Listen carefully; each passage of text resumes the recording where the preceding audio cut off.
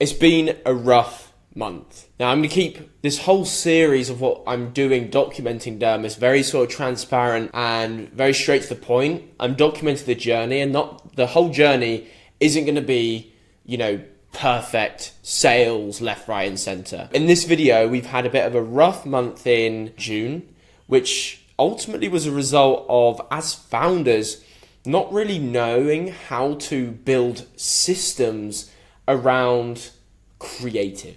I mean, there's a whole load that goes into, why we plateaued in June. But in this video, I'm going to be showing you why I think we've plateaued in June. And then I'm going to be showing you the strategy of how we're going to turn it around to go from a very minimal month to doing over 100K in cash collected in July, which is in a couple of days. So let's jump into it. So since the sales started falling off, it was around the 29th of May to the 28th of June. So I'm just going to put that in. Now you can see that we've spent around £15,000 and £18,000 on ads.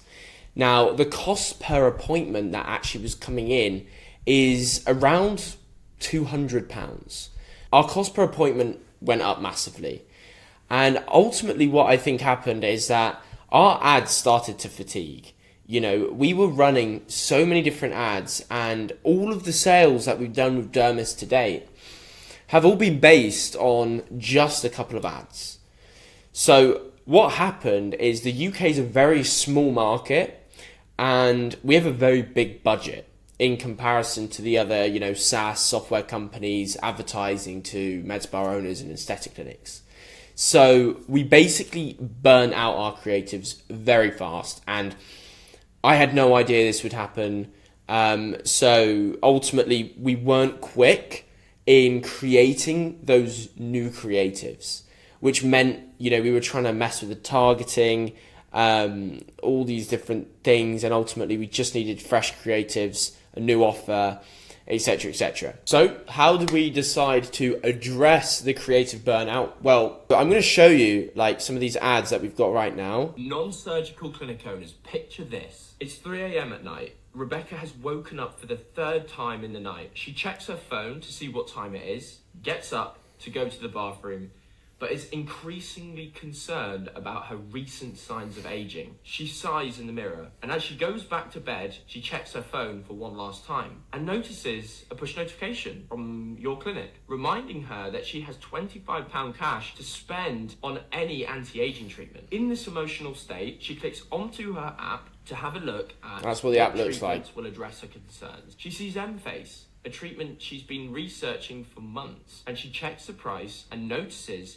she can use Klarna to split the cost into 4. And boom, she Apple Pays and purchases the treatment. It's at that time of the day, by 10 p.m. or even in the middle of the night when they wake up, when they are most likely to actually buy. Which is why with Dermis, so we basically had the opportunity to film ads in a clinic. Now, the highest performing ad that we've ever run that isn't a celebrity aesthetic doctor, that is either me or my business partner, has been inside of a clinic holding a device. So we recreated that here in Bali. Stay tuned until my next video in July, where I will show you exactly which ads worked and what the result was. But we are planning on giving away a McLaren to every single one of our affiliates if they get over 50 active affiliates on their account. This series is going to be interesting. This is just the beginning. I'm being fully transparent here, saying that, look, we had a terrible month in June.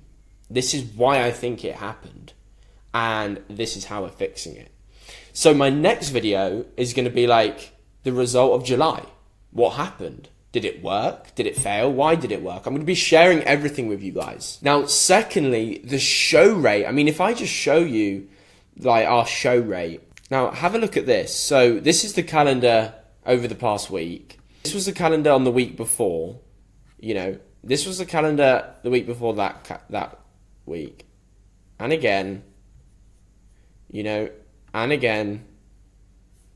Always had a cancellation problem. Now, when I'm auditing the data of, like why is our show rate between 30 and 50%?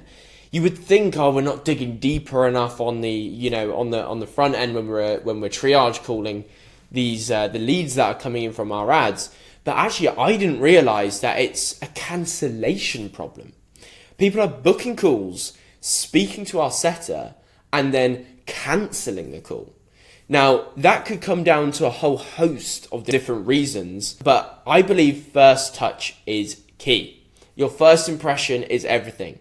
And if you are like not setting the frame on that setting call, and the prospect is taking the frame from you, you're being passive, there's just many different metrics that we found that was going on in our appointment setting process, then ultimately the perceived, because at the end of the day, like every call booked on a calendar is inconvenient.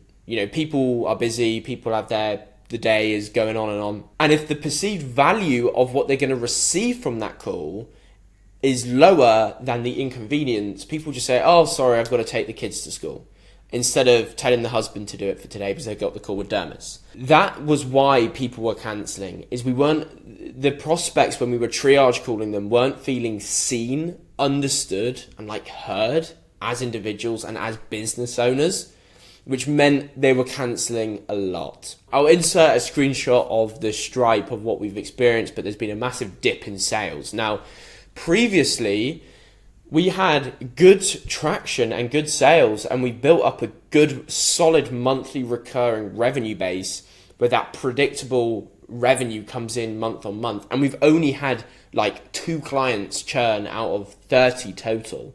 So it's going well. The problem we were seeing is that we weren't actually getting a ROAS, which is a return on advertising spend. So what we've changed is we are only doing paid in fulls now.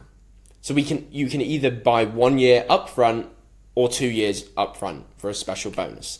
That's going to be £7,000, which is about $9,000, or £12,000, which is about $15,000. Now, the key here is we're using Klarna. So the clinic owner can split that £7,000 payment into chunks of 1.7k. Now, beforehand, our ticket price to kick things off, excluding the subscription price, was £2,000. And we've been able to close like 15 deals in 1 month, excluding PIFs. So what we realize is that we're actually lowering the cost to kick it off, but as a company, we're collecting all the cash up front.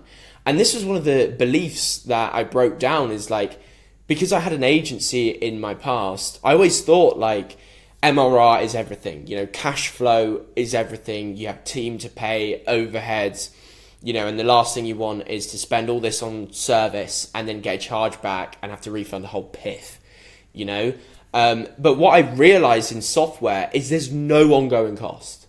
So why are we going for monthly recurring revenue if it's not costing the company any money to give someone a login?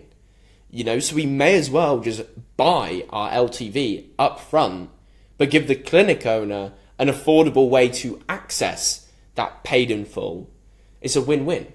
So if we can close 15 deals in 1 month at 2k, well, now it's 1.7k, 15 deals, but that's worth $7,000 to us. This is how we're planning on doing 100k in July. Finally, there's a big difference in our product. So as a company, we had 0 case studies, and when we're pitching people, it's all about the desired outcome rather than the likelihood of achieving that desired outcome. So we were leaking sales and leaking authority and leaking the ability to close more deals. But now, in that time frame since my last video, we've had people signing up. We've got about 30 active clients, and look at some of the results. Like, it was crazy to us the other day because we were really pushing memberships. And as you've seen, on my channel, is that memberships was kind of like our big idea of how we thought we could market it. Because if we niche down into a specific feature of our product, that's how we're going to be able to get our messaging across in a direct way, rather than being a brand new company, no one knows us, and then we're marketing push notifications, loyalty and rewards, patient financing, memberships, automated offers. We niched down. But now people have started using the app on their own. You know, it's kind of a weird situation, in all honesty. Something I've never experienced. But what we realize is how patients are actually interacting with our software. You know, this clinic signed up. I've never spoken to, I didn't even know the clinic owner's name because we've got closers, we've got CSMs now. And I look at the dashboard and she's done like $13,500. You know, and if we click into it, like you can see that some of these sales, you know, and by the way, she signed up on the 10th of June. We're now on the 28th. This is 18 days. She's generated £13,500 with an app. Like, what? But you can see, like, some of these people, 10 p.m. As a local business, 5 a.m. People are purchasing on the app outside of opening hours, which has never been done before. Which literally means that she, as a clinic owner, is now making sales on the couch watching Netflix because her app is selling for her. The app is sending the push notification. There goes email and SMS. You know, the app is educating around her service portfolio. People are seeing that, okay, I want this. I've seen the before and afters. Purchasing that treatment and then realizing that, oh, I can Klarna it. Well, I may as well just save some money and buy a package of 6 because I can split the costs anyway. So what I'm saying here is that now we're starting to get proof. We've got like over 20 reviews, all 5-star on Trustpilot. We're starting to get video testimonials come in and a buzz in the industry around who the hell is Dermis? Like, they're clearly doing something well. So what we're doing now is instead of just communicating and doing a dirty pitch, which is where you just join the Zoom call when you're closing someone on your phone, show them the app, then stop, then screen share your desktop and show the web app. Now we have a pitch deck, which people are going to be able to, the closers are going to be able to fly through. And instead of just documenting memberships, we're going to document everything we've got because we've got proof attached to it. You know, Klarna, out of hour sales, reviews, testimonials, one-time offers. Why would they consider doing that? Rewards, incentive-driven referrals and reviews. You know, like all these different things we can start showing people in a more established format. So this is going to help educate people on our product on the call, which means we're going to get a higher close rate. And as I said, you know, they're going to be able to finance both forms of PIFs, meaning as a company, we're going to cash collect.